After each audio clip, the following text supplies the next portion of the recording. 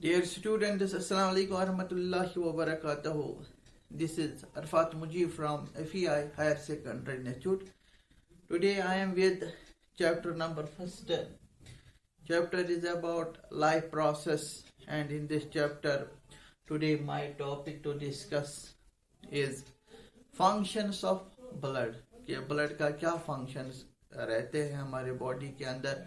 In the previous lecture हमने पढ़ा कि कंपोजिशन ऑफ ब्लड किन कंपोनेंट से बने हुए होते हैं. वो कंपोनेंट्स मैंने कल एक एक करके डिस्कस किए हैं कंपोजिशन ऑफ ब्लड, और ये भी बताया कि ब्लड क्या होता है. आज हम बताएंगे इसके बारे में क्या ये क्या काम करता है हमारे बॉडी के अंदर. मैंने कल ही आपको कहा कि this is known as the river of life. ये एक जिंदगी का दरिया होता है. जिस तरह एक दरिया कैरी करता है मटीरियल, जो भी उसमें फ्लोटिंग मटीरियल होता है, वो फ्लोटिंग मटीरियल होता है, वो ट्रांसपोर्ट होता है एक जगह से दूसरे जगह. जहां बनता है वहां से लेके जहां इसको यूज होना होता है वहां पे यूज अप होता है. बहुत सारे जो काम है ब्लड के एसोसिएट वो होते रहते. तो हमने कहा कि ब्लड जो है it is a fluid connective tissue. ये फ्लूइड ये वो कनेक्टिव टिश्यू है which is fluid in state. और ये कहाँ बनता है वो भी मैंने कल इसमें बताया. कि आज हम इसमें फंक्शंस के बारे हम बात करेंगे. What are the various functions perform by the blood. Those functions are that जो ब्लड में आपको पता है कि कल मैंने बताया आरबीसीज होते हैं, red blood corpuscles. These red blood corpuscles contain the hemoglobin pigment. This hemoglobin pigment then is the because of the presence of this pigment in the RBCs, and this pigment binds with the oxygen that our tissue cells need oxygen in order to oxidize the food. वही oxygen bind होता है यहाँ haemoglobin pigment के साथ जो कि RBC cells में होते हैं. तो देन हियर टेक प्लेस, मैंने जनरल लिखा तो ऑक्सी हेमोग्लोबिन. ये पिगमेंट फिर इसको नाम पड़ता है oxy haemoglobin. Oxy haemoglobin pigment बनता है. ये जो ऑक्सी हेमोग्लोबिन है, now this pigment contain the oxygen. It binds with this oxygen when it is available in the blood. RBC cells mainly are responsible in binding this oxygen molecule and transport it to the tissue cells where it is used up. You know about the cellular respiration. Cellular respiration में क्या होता है? There is a breaking down of food in the presence of oxygen in order to release the energy. वो oxygen के बदौलत से oxidise होता है, ब्रेक डाउन होता है. तो ऑक्सीजन का टिश्यू सेल्स में होना बहुत ही जरूरी है. तो यहाँ इस कदर जो आरबीसी सेल्स में हेमोग्लोबिन जैसा पिगमेंट होता है, later on combines with the oxygen molecule. तो ऑक्सीजन मॉलिक्यूल फिर बाइंड होके इस पिगमेंट का नाम पड़ता है oxyhaemoglobin. Now it is a transporter of the oxygen. ये एक इम्पोर्टेंट काम है ब्लड में because of the presence of RBCs. यही हेमोग्लोबिन फिर लेटर ऑन कंबाइन होता है carbon dioxide gas. Cellular respiration में खाली एनर्जी हासिल नहीं होती है, वहां पे वाटर, वहां पे कार्बन डाइऑक्साइड वेस्ट जनरेट भी होते हैं. फिर लेटर ऑन यही carbon dioxide after the cellular respiration there is the formation of this type of waste in the human body, in the animal's body. Then later on here this carbon dioxide later on combines here the hemoglobin pigment which is present in the RBCs. Then here is the formation of the carb amino hemoglobin. Carb amino haemoglobin बनता है यहाँ when the carbon dioxide gas binds with the hemoglobin pigment in the RBC. That means the RBC cells in the blood is the transporter of oxygen and transporter of carbon dioxide. ये एक important काम रहता है blood का क्या availability of these components help in the carrying of oxygen like gas and carbon dioxide like gases. जो carbon dioxide gases waste material कहलाते हैं. तो इस तरह ब्लड ये इंपॉर्टेंट जॉब करता है. ये था एक फंक्शन ब्लड में. दूसरा फंक्शन है इसमें जो है इसमें it is also the blood act as the transporter of absorbed food material. जो फूड मटेरियल यहाँ पे जो फूड मटेरियल यहाँ एब्जॉर्प्शन ऑफ फूड मटेरियल जो स्मॉल इंटेस्टाइन्स में एब्जॉर्प्शन होती है फूड कंपोनेंट्स की. Now their transportation takes place. That means blood itself is a transporter of those absorbed food material. आपको पता है after the digestion there is the absorption of the food, simple food material. that main side जो है small intestines ऐसा एक organ है जहां पे एब्जॉर्प्शन होती है या स्टमक में कुछ पार्शियल एब्जॉर्प्शन होती है तो या लिवर ऑर्गन में एब्जॉर्प्शन होती है. वो absorbed simple food material then is available in the blood. Then blood just like the river is the carrier of the floating material. इस तरह blood भी कैरी करता है इन absorbed food material को. This absorbed simplified food material is taking from the site of formation to the site of consumption. वहां tissue cells पे जहां इनके ये यूटिलाइज होते हैं वहां से जहां ये बनते हैं. तो it also is there is a blood helps in the transportation of absorbed food material. Also we can say here the important function associated with blood that it is the thermoregulator in function. Thermoregulator in function. क्या मतलब इसका मतलब है जो हमारा body temperature है उसको maintain करता है. Therefore blood is known as thermoregulator. Tissue cells में जो हीट एनर्जी जनरेट होता है उसको ब्लड ही एब्जॉर्ब करता है. तो जो बॉडी टेम्परेचर है एवरेज बॉडी टेम्परेचर वो that is maintained by our blood. कहीं जगह से टिश्यू सेल्स में बहुत सारे रिएक्शंस के कारण एनर्जी रिलीज होती है. वो एनर्जी ब्लड ही एब्जॉर्ब करके वो टेम्परेचर वहां रेगुलेट करता है. तो यहाँ पे therefore blood is a thermo means heat regulator in function as also it performs this work. It regulates the body's temperature. आगे हम बात कर लेंगे related to the blood. It is the third point here I discussed.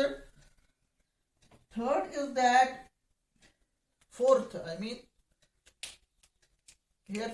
point it maintains the pH in the blood, maintaining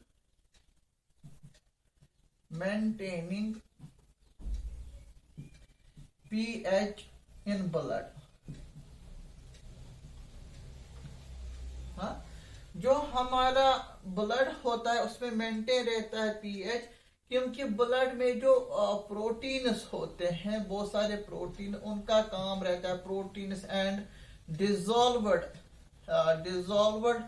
salt particle जो होते हैं dissolved salt particles वो help करते हैं इन दोनों को proteins as well as the dissolved salt particles या ions को, they act as buffer agent. These act as buffer material in blood. ये blood में दोनों प्रोटीन्स जो होते हैं ब्लड में अवेलेबल और डिसॉल्व सॉल्ट पार्टिकल्स आयंस के कारण इनको दोनों को कलेक्टिवली कहा जाता है buffer material. Buffer material mean जो भी किसी वक्त ब्लड में एसिडिक नेचर आता है, बेसिक नेचर आता है, उसको न्यूट्रलाइज करने के लिए जो मौजूद होते हैं सॉल्ट आयंस या कुछ प्रोटीन्स के कारण वहां पीएच जो होता है ब्लड वो मेंटेन रहता है. ब्लड जो है अगर हम कहेंगे it is slightly alkaline in nature, that mean 7.4 आसपास इसका एवरेज रहता है pH. That mean slightly it is near to the neutral and nearly it is 7.4 7.6 तो आसपास का pH इसका रहता है. that means we can say slight they are alkaline in nature in blood. जो कोई किसी वक्त मटेरियल बहुत सारे मेटाबॉलिक एक्टिविटीज से एसिडिक मटेरियल चला जाता है, बेसिक मटेरियल चला जाता है, चांसेस बहुत है ब्लड में एसिडिक नेचर हो सकता है बेसिक, उसको न्यूट्रलाइज करने के लिए there are the presence of the blood contain the buffer material, buffering agents which regulate the pH. That means blood maintaining the pH of a body fluid. Fifth is blood helps in the clotting, blood clotting. It helps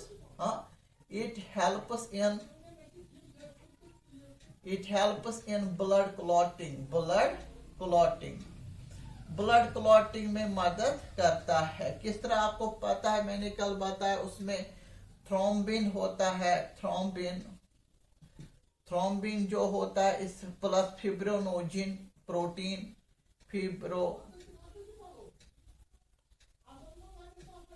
जो thrombin और fibrinogen जो होता है, thrombin या fibrinogen जो protein होते हैं, दोनों प्रोटीन जो होते हैं दोनों रेस्पॉन्सिबल है in causing the blood clotting. And also blood contain the calcium ion, potassium ion, calcium ion. They also add in the blood clotting. They help us in the blood clotting. blood clotting होना जरूरी होता है क्योंकि जो injury sites पे blood loss ना हो by accidentally, there is the loss of the blood, उसको प्रिवेंट करने के लिए there is a healing wound because there is a clotting of the blood because of the presence of the thrombin that is produced by the thrombocytes, and fibrinogen then changes into the fibrin like polymers, then there is a clotting process. Also we can say the blood जो है blood में presence होता है blood clotting agents, blood clotting factor, जिनके कारण loss of blood भी जो होता है कभी कभार एक्सीडेंट चांसेस में, इंजरीज में लॉस होने की चांसेस होते हैं, वहां कंट्रोल रहता है. ऑल्सो वी कैन से जो ब्लड जो होता है ब्लड में blood provides immunity to the body. It provides immunity to the body. Means there is a presence of the lymphocytes, other we can say other WBCs with our body, with these, because of the presence of these cells in the blood, they fight against the infection. Infection के खिलाफ लड़ते and prevent our body, protect our body by getting the infection by the microbial attack. The presence of these lymphocytes, WBCs, इस तरह this provides the immunity to the body. या formation of antibodies. Also the blood is the source of antibodies which fights against the viral infection, bacterial infection, protozoal fungal infections के मुकाबल लड़ते हैं because of their availability of various types of antibodies that are produced. These are produced by the various lymphocyte cells. तो इस कदर भी जो यहाँ पे ब्लड जो है ये इम्पोर्टेंट है. अगर हम कहेंगे और भी यहाँ फंक्शन, सातवां फंक्शन, सेवंथ, दैट इज जो ब्लड है, blood it is also it carries, it transport, it helps in the transportation of waste material. It also helps in the transportation of waste material. Blood helps in the collection of the waste material after the process, after the various multiple metabolic activities के कारण बहुत सारे बचा खचा material रह जाता है. Also it helps in the collection of the wastes, gaseous liquid solid wastes by that tissues जहाँ पे इनकी जनरेशन होती है, जहाँ ये वेस्टेस एक्यूमुलेट होना शुरू होता है. यूरिया, यूरिक एसिड, कैरेटेनियम, जैसे कि हम बात कर लेंगे. बहुत सारे वेस्टेस ऐसे जनरेट होते हैं, या एक्सेस साल्टस, या एक्सेस वाटर वहाँ, या कार्बन डाइऑक्साइड, अभी जो मैंने बताया carbon dioxide gas wastes.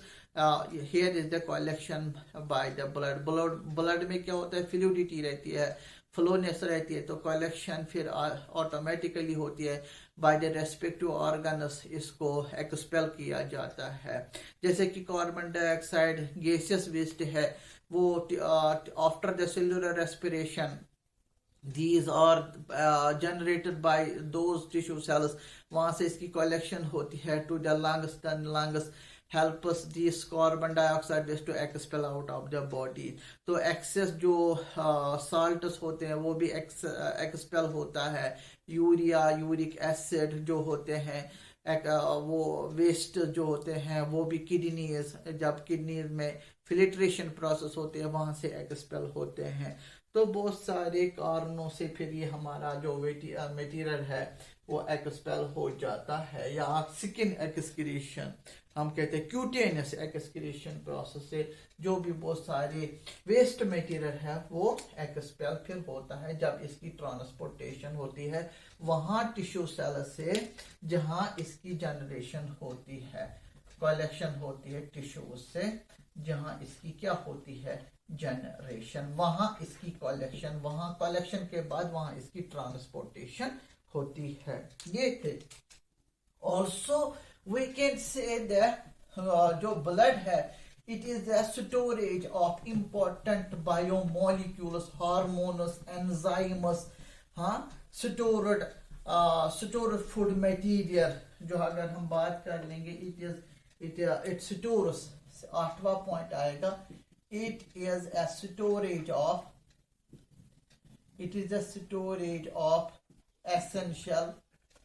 essential proteins,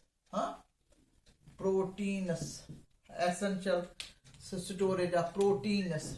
We can say that amino acids, it is a vitamins, minerals, है ना, minerals, essential source of hormones, also the essential source of various types of enzymes which proceed the various metabolic and anabolic reactions. बहुत सारे को, it is a storage.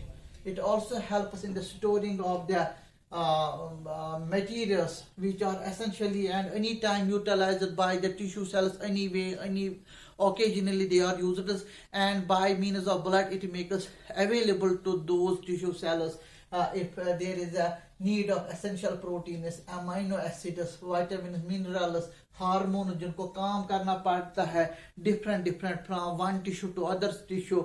जो hormones होता है, it is formation, it is secretion takes place by one part of tissue and then it works on the other tissues, that is the target tissues.